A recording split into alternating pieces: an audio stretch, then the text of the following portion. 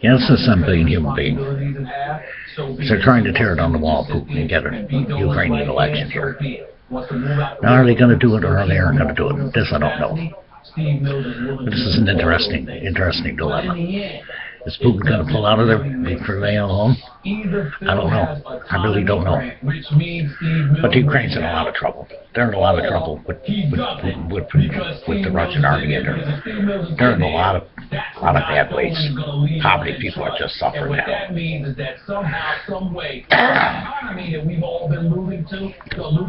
This is the problem when people invade nations, when dictators play president.